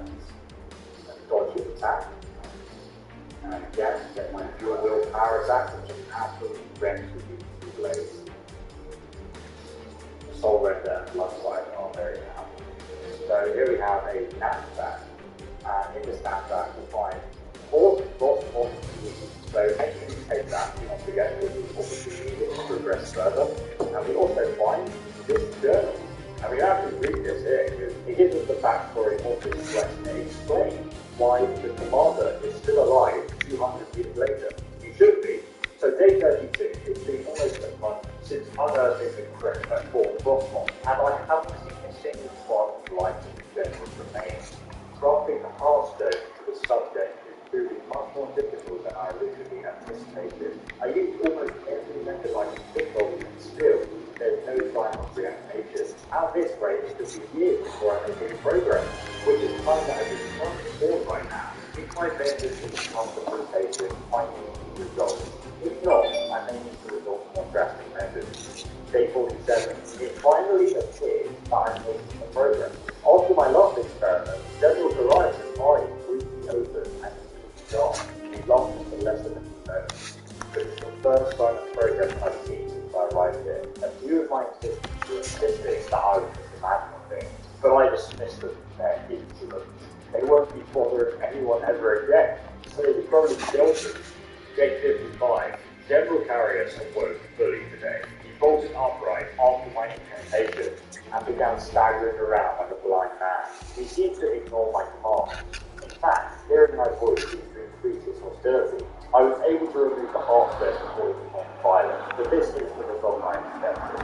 Even though he's able to be awakened, I feel as though the real work has just begun. Day 59. The general is still unable or unwilling to listen to my commands. He's acting increasingly paranoid and appears to have an own free will. He's convinced that I am a spy of the enemy, and I've had to restrain him to prevent him from outright attacking me. This is becoming intolerable. I'm beginning to wonder if somebody with a heartstone could be commanded at all. In my experiments with General Carrier failed, I may have to resort to self-experimentation, something I've been avoiding for a long time. And then the book just ends there, guys. And we can obviously take this book. But that is kind of like the start of another quest, which is actually a very interesting quest about reanimating people with heartstones. And we saw the heartstone Orvane earlier, and that's what it was referring to as a heartstone. And I recommend you actually go and find that because it can be useful later. So now we're going to use the key we got from the knapsack to open the boss room door. And do take care here, guys, because as you come in, you see the general, he's just sort of standing there. And if you look carefully, you see the heartstone in his chest. Come over. See that? The shadow grass appears through an underground. And now we're going to get ambushed by all these asteroids that are just coming like all over behind us and stuff. You're going to have to take them out. But it can be, if you don't have followers with you, like you can tank this damage. Because I've used quite an effective build, so I can just deal with damage while my followers tank for me. Take this last guy out here, and then we just got these generals to kill. And earlier in the video I did say that you could potentially do this at level 1, but obviously I said in theory because doing it at level 1 can be quite difficult because the general is goddamn strong, you know. So we see in this dialogue there that he said, I failed because obviously he was the one commanding the Ashmore to launch attacks on Ravenloft because he thought they were against the Empire. Obviously he was just functioning as normal because he thought he was still the captain and the Ashmore were almost like superior. But he also has the champion's cudgel on his core, so make sure you grab it. And there's also a boss chest here that you're going to want to pick up, so do not forget to grab that as well, guys. And then we can also go onto the rooftop here because there's some randomly enchanted armor on the roof. Here we go, enemy armor of the Noble Knight. There's also a dangerous helmet. So that's completely random. Now I'm going to go back downstairs because you can also come back to the other treasure room where you get the other master level boss chest, which we couldn't unlock before. Now we have the key, so we can unlock it. Let's unlock it now and get this treasure. Make sure you don't forget to grab this, guys. Jesus, everything in that chest was enchanted. I've got 3 more important things to tell you before we finish this video. Kind of just like 3 quick top tips. Firstly, if you want even more damage with this weapon, you can actually invest in the destruction skill tree. Augmented flame, augmented frost, and augmented shock perks. These perks will improve the elemental damage of the champion's cudgel even further, making your fire, frost, and shock enchantments do 50% more damage. So now the weapon will do 37.5 frost, fire, and shock damage instead of 25. So what this means, guys, is that if you add up all of this, you'll now hit for a maximum of 136.5 damage instead of 99. So it does make a pretty huge difference to your damage output. And then bearing that in mind, my second tip is to actually come over to the enchanting altar to disenchant the weapon. Now obviously doing this will mean that you destroy the weapon in the process, but it's so worth it. Because you can then enchant a better weapon with the chaos enchantment. So for example, if you then enchant a dagger or another weapon that attacks really fast, you'll be able to achieve stupid amounts of damage with it. Also, depending on your enchantment skill, you can also apply more powerful enchantments to your weapon. At rank 5 of the enchantment though, your weapon enchantment will be twice as strong. And then if you also get the fire enchanter, frost enchanter, and shock enchanter perks on top of that, it will boost the damage on the Chaos enchantment even further. So that, paired with the Destruction perk I mentioned earlier, will give you the maximum amount of damage you can achieve with this enchantment. Or alternatively, if you're looking to defend two-handed weapons to use the enchantment with, I would suggest using the Long Hammer. And I have a guide on how to get it in the description below. It is the fastest attacking two-handed weapon in the game, so you'll get the maximum benefit from the enchantment. And if you guys are worried about the enchantment draining too quickly, I suggest that you use Azora's Black Star, which is basically a soul gem that you can repeatedly fill an unlimited amount of time, and you can use it to refill your weapon's charge really easily. So I'll leave a link on where you can get that down below in the description. So I guess this is actually my fourth and final tip now, but if you do not want to disenchant the champion's cudgel because you don't want to destroy it, you can actually... Dan, tell me about the decision to use Preston. What's up guys, my name is Ian.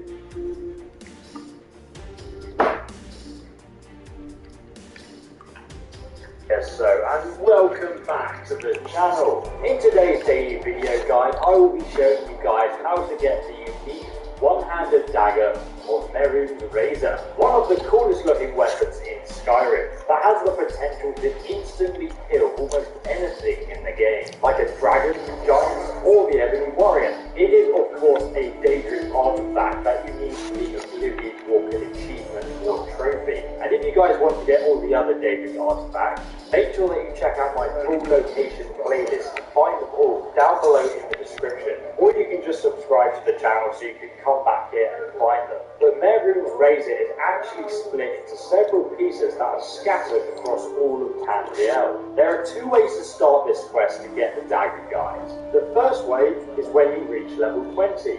You'll be approached by a courier who will hand you a letter, a museum pamphlet. And if you read this, it says, Silius Vesius presents the Museum of the Mythic Dawn, a history of the cult that toppled the Septim Dynasty, inside his very own home in the great capital of the Pale, Dawnstar, free and open to all citizens of Skyrim. The second way to start the quest, guys, is just to go straight over to the location that the museum pamphlet tells us to go, which is here in Dawnstar, located in the north of Skyrim, here on the map. But you still need to be level 20 to start this quest, guys. And if you're not level 20 yet, don't worry, just follow one of my leveling guides down below in the description. It doesn't take you long at all to reach level 20.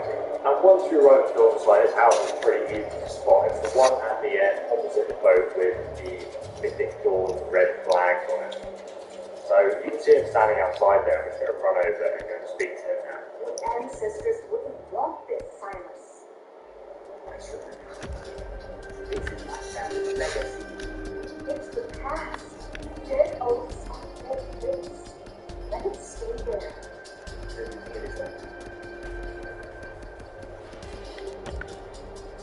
I beg you, don't go into Silas's museum. Who is Silas? What's this museum? Silas comes from one of the oldest families in Dawnstar. They have a complicated history. Several of his ancestors belonged to the Mythic Dawn, the cult that almost destroyed Tamriel. His family's involvement was only found out well after the crisis had died down, but it still ruined their reputation. They were outcasts. And now Silas is back, and this museum to the Mythic Dawn is his way of trying to rebuild his family's pride. It's misguided. So, what's the Mythic Dawn? Who are they? Not a stupid history, I see. And it's for the best. They're a group that should be forgotten. The only thing you need to know is that they almost destroyed the world. They were stopped a long time ago. If you played Oblivion, you will know who they are, but you don't need to speak to her, we need to speak to Scylla. The Museum of the Mythic Dawn is Museum of the Mythic Dawn? yes. One collection of artifacts from a group that toppled in the past. By those coming, you can browse this space and read more. I have a treasure. Indeed, sounds good. Let's talk inside. So we're going to follow him into the museum and we'll start the quest now with pieces of the past. Feel free to look around.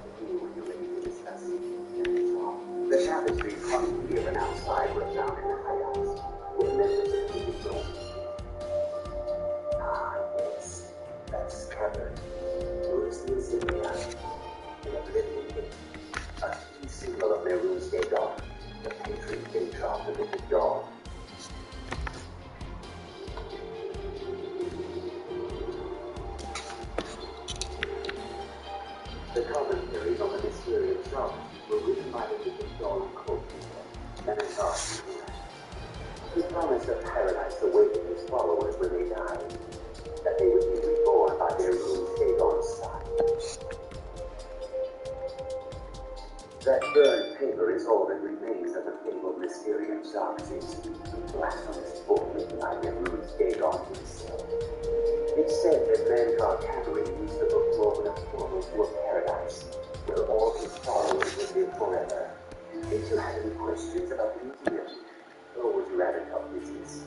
So let's talk about this job you want done. A little history first. After the Oblivion crisis, a number of groups popped up dedicated to wiping out the remnants of the Mythic Dawn. One of these groups found their ruined religion, the artifact of Dagon. They succeeded in practice in hopes to keep them apart forever. That was almost 150 years ago, and the pieces are still being kept by the descendants of that group. But you want me to get these fragments? It's two of them, Consul and Vastua, are dangerous marauders. The third one is yours. Only yours is the war side. Here are my notes about it. I'm glad you came to this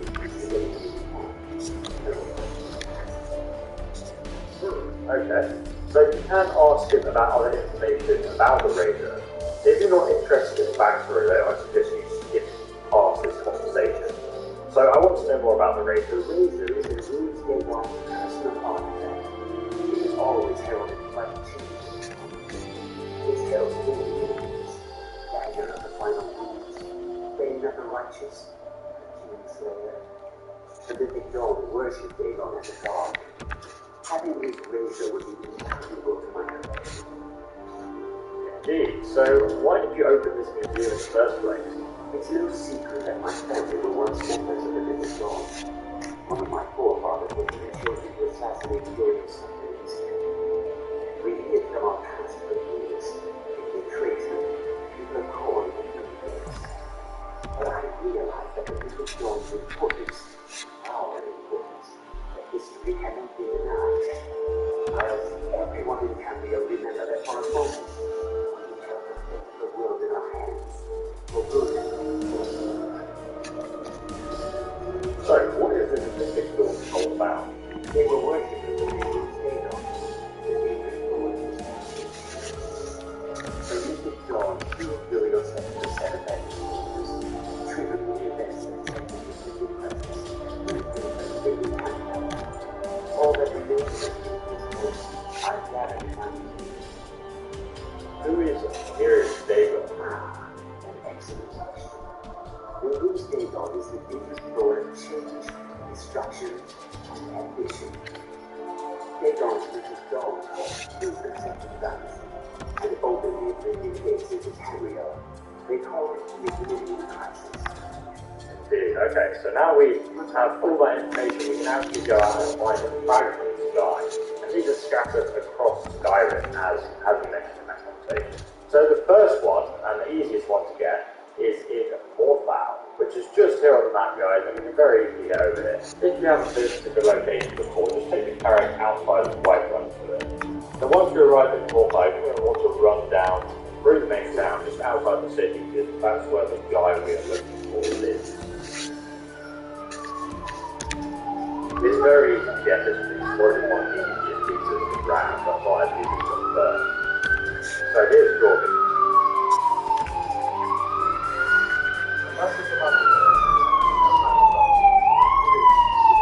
By going to the pieces of Mayrick's Razor. Really? Silas Versus says otherwise. I have heard it. My father has suspicion that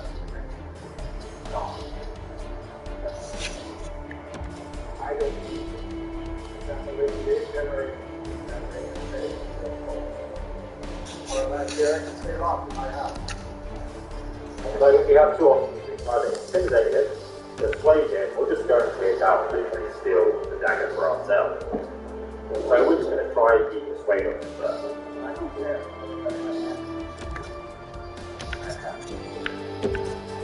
So now we're going to intimidate it. The hilt is in the chest of my house. Alright. can go in this house and actually get the part of the dagger we need. And he said it was in the chest, so here's the chest. Let's open that. We've got the key now, so we don't need to lock the key. There you go, the hilt of the dagger. How awesome does that look, man? Let's take that, and now we need to go find the next part. So the next place, that probably the easiest place to go, guys, is directly west from Morphow, all the way near Market. So Market is just here, and then over here we have Dead Crane Rot. And at the top, we will find a hag raven. That means kill to get the actual raven. The best thing to do is just come to this location, is climb up the mountain on the side here, and you can literally just walk across to this area. So as you can see, guys, now the location, and that's the bridge over there, and I've just walked up this mountain. It's very easy to get up. I'm going to continue across here. I'm literally just showing you the fastest way of getting this raven, guys. You can go through the actual location itself, and if you guys want a walkthrough on each of the locations in this video, just check out the links in the description below. We're a full guide of each one. So just hop along the rocks at the edge here, and you should be able to pop along right to the end. And guys, if you haven't already, please make sure you smash that subscribe button, because I make daily Skyrim videos on this channel that you will not want to miss. And then we can go up the stairs, and we're right next to the top area now. We've just got to go in this last room. And we've literally skipped half the dungeon here. Let's head up the stairs. There are a few chests and things to lock in, but you don't need to do that if you don't want to. I am playing this on legendary difficulty. I've just got some daggers that are kind of like do a lot of damage, so I'm wanting to killing everything really. So we come up this spiral staircase here, guys, which is a dining room on the right. And then we're going to go round this path here and find a lever that we can activate. Should be in this room here. And that's going to open that gate for us. But there is actually a really good book here called The Gate Dinner. I recommend reading that book because it's quite an interesting one. It's a little bit like, if you've ever played Oblivion, it's like the Dark Brotherhood mission where you have to kill everyone when you're locked in a house at a party. So we're just going to continue on up these stairs now to get out at the very top of this little area. So let's go out the top here, and you should be able to find a hag raven. Here she is. This is a hag raven. Her name is Jarissa. She's pretty damn angry and ugly, so I'm just going to absolutely wreck her. Slap her around the face. I think she's never been slapped around the face in a million years. I think she's even been doing to her. And she has the cobblestone of Mary's razor. So we're going to take this right now. It literally looks like something from Bible or something. Also make sure you grab that human flesh as well. You don't want to miss out on that sweet goodness. And there's also an unusual gem here. So make sure you grab this if it interests you. Also take this key as well, because you will come back to rotation. And also, guys, you can also grab this shout while you're here, you might as well. Fear Dismay, which is actually a pretty good shout. That's very good for this character. There's also a boss chest here, so make sure you grab this as well, guys.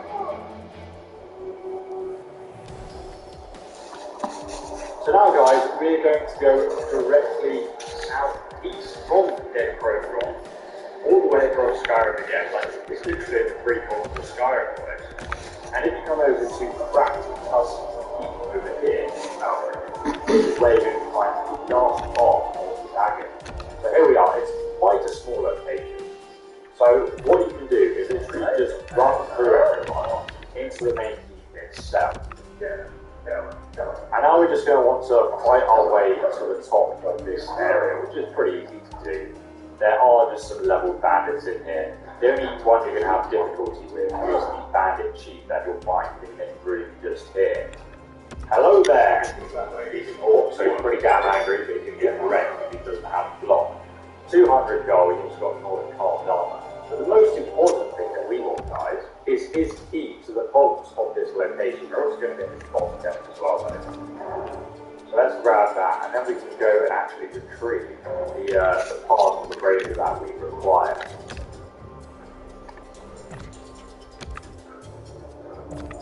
So we're going to come down the stairs here into the basement, and now we have his key. We should be able to unlock this really easy. There we go, and we push this button. Like, it's a pretty amazing vault. It looks like there's construction there. So let's go and into the Kraken Tusk vaults. It's very hard to get in. Oh, bloody hell, Bill, you scared the crap out of that. Look at this place, it's crazy. There's also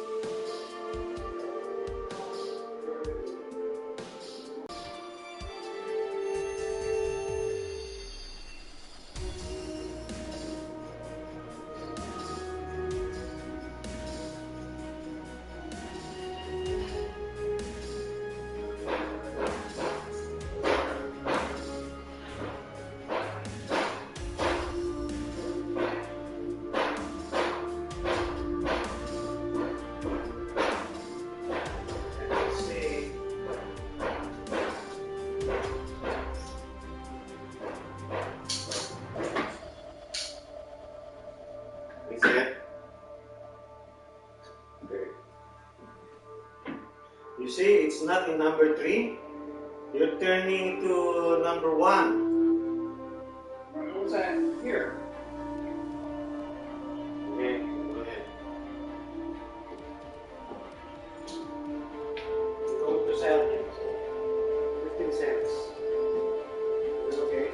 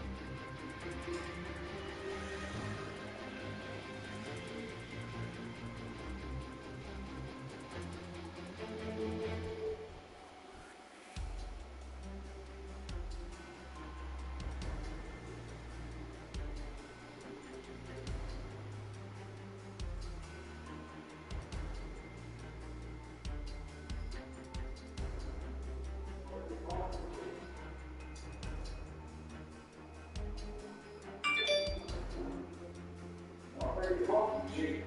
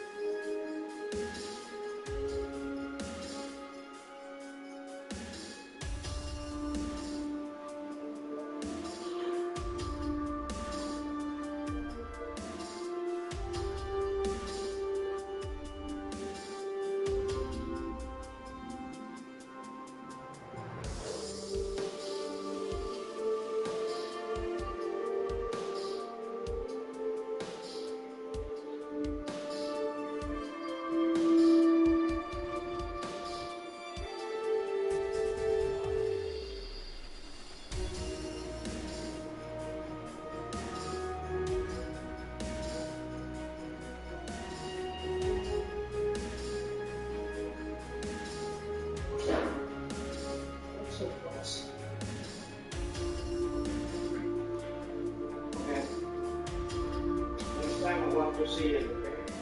Water.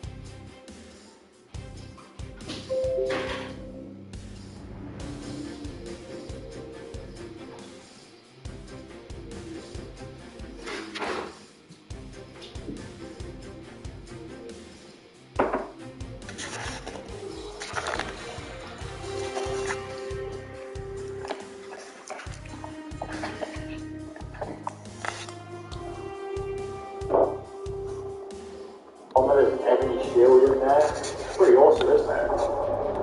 Okay, so we've just got to pull this lever here. Make sure you also grab this chest and you find more stuff in there. And then there's another lever here to pull, and that's going to open the next one. And then be careful, guys, because there's lots of trip mines here, and they're going to set off loads of different traps. So as you walk along, just activate them so you don't get killed by them.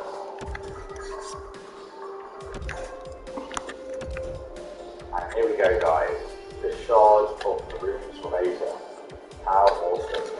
Now, oh, bloody hell, I forgot about that one, sorry. You can also run down the back here to get out if you like, or get in. And now we're just going to run outside this location. Vilcus, for goodness sake, Vilcus, you're stopping me from doing anything again. So once you're outside, guys, we've now got all the 3 pieces, and now we can go back to Dawnstar, so the museum, and talk to Silas again. What is it? Do you have one of the razor fragments? I have all of the pieces of the razor.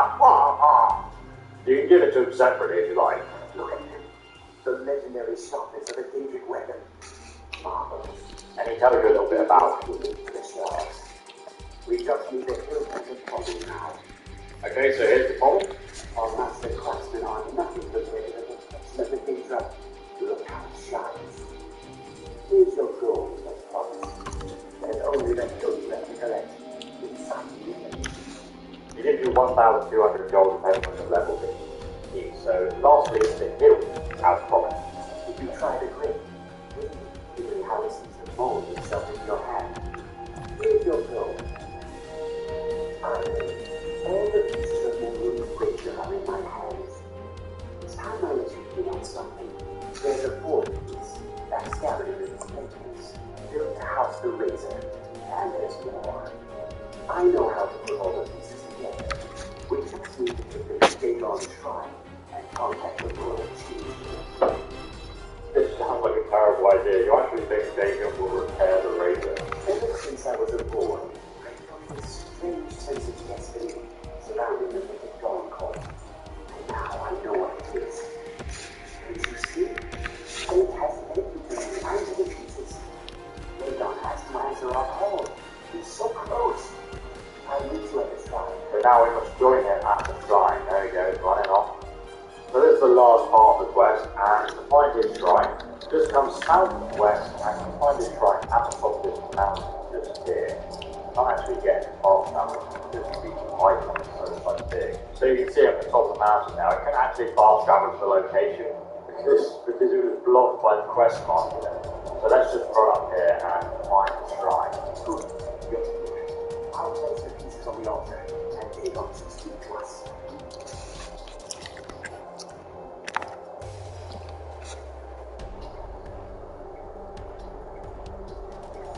Their name's Dagon, the Lord. We have brought your news. Please, bring the blade's total glory to the capital. Why don't you give it a try? You, mortal, you are worthy of speaking to. You have claimed the pieces of my razor. It has been an uneasy game to witness. But Dagon does not declare a winner while there is a pawn on the board. Kill silence. His family have served their purpose. Can you help me find the pieces? He deserves to live. Only Dagon can declare if a pawn is worthy. I have spoken. Kill him. Take your idol place as my champion, or I will cry.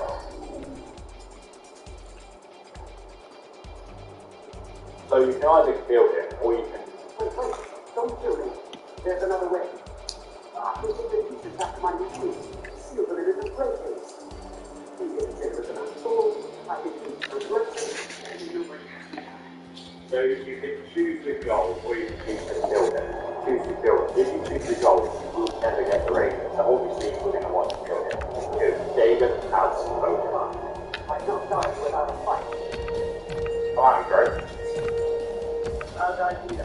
I'm just letting Vilkis fucking wreck him. Oh, Vilkis, you missed. Go on. I thought he wasn't dying without a fight. I'll kill him for you, Vilkis. Boom! Oh my days! Get wrecked, son. It was almost like a chest bumped him off the cliff. Oh, that looks so cool. And we'll get the Mystic Dawn Rose as well, that's pretty cool. Strip his body naked on the mountainside. Let's go and speak to David again. This bit's pretty awesome as well. Here we go. Talk to. I am pleased, mortal. I will use my razor.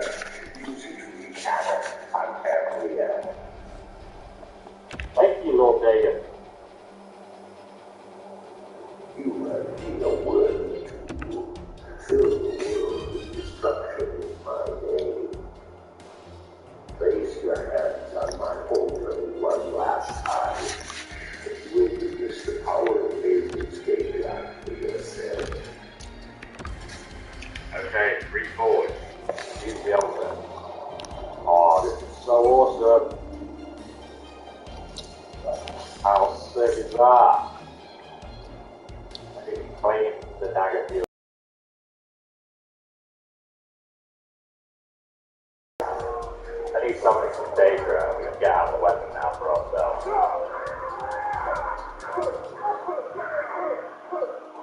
See if we can get that one he'll kill effect. Let's drop.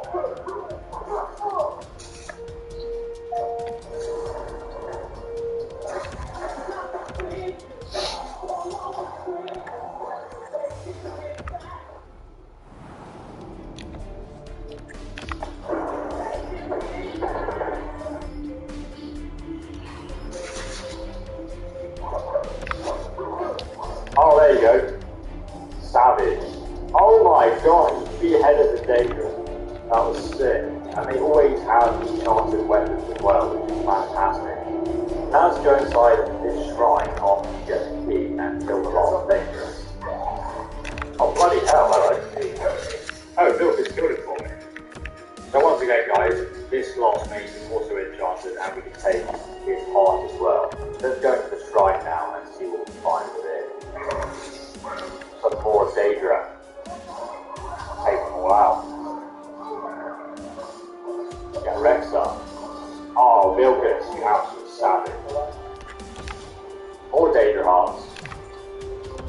Make sure you also do this boss chest as well, guys. Cool stuff in there.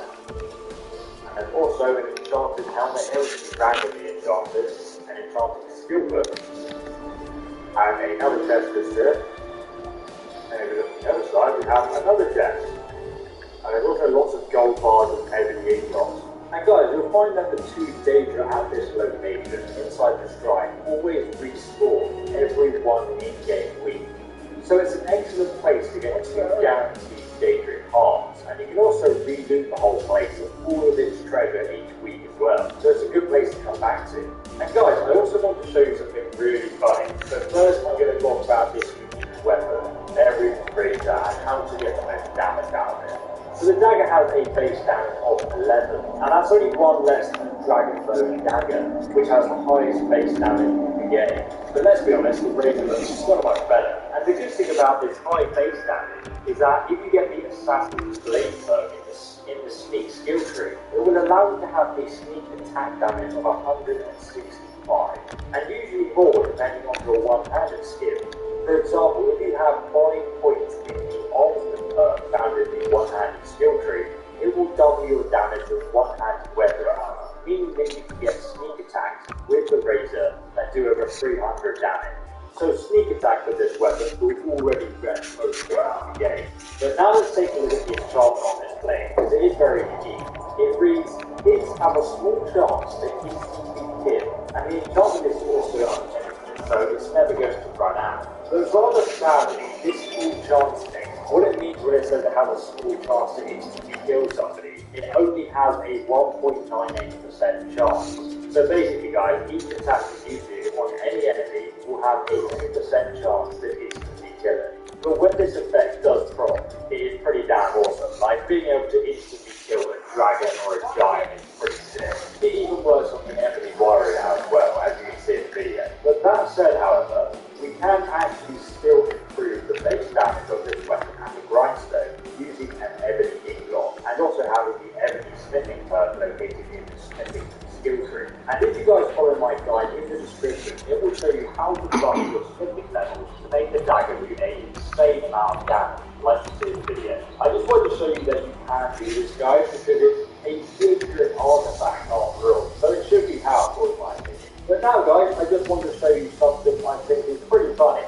So after you've completed the pieces of the past quest, you can go back to the museum in Dawn, just casually strolling like the badass you are, and then open the display case here on the left.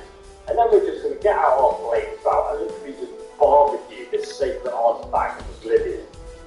The scroll will then turn into a bucket, and I have no idea why this happens, but I just thought it was hilarious and I wanted to show you guys.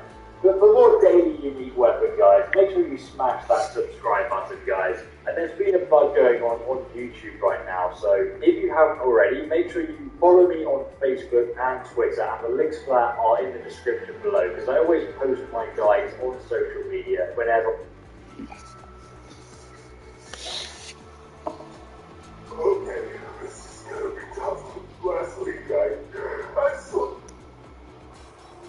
the Spider Queen. I didn't mean to. I'm not a fighter. I'm an